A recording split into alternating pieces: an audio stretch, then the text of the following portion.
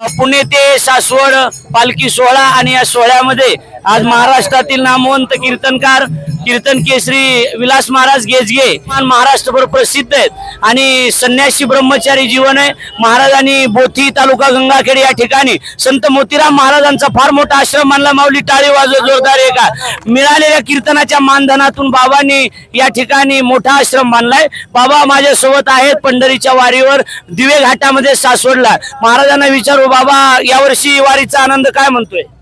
वारीचा आनंद काय आज आगळा वेगळा आहे। आज आम्ही सर्व वारकरी महाराज मंडळी महाराष्ट्रात ज्यांचं नाव प्रसिद्ध आहे आमचे प्रकाश महाराज साठे आज त्यांची आम्हाला दिवे घाटामध्ये भेट झाली। तरी आज त्यांचं नावच आहे प्रकाश आणि ते भेटल्यानंतर प्रकाश पडल्याशिवाय राहत नाही।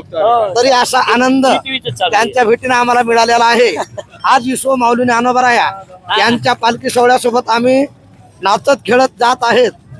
आज आपण दरवर्षीप्रमाणे नाचत जाऊ त्याच्या गावारे खेळूया सुख देईल तो इसावारे। वा वा वा धन्यवाद। हे होते गेजगे महाराज आणि त्यांची भेट झाली निष्ठावंत पंढरपूरचे वारकरी रामकृष्ण हरी प्रकाश महाराज साठे ओम साई कीर्तन यांच्या सोबत दिवे घाट सासवड।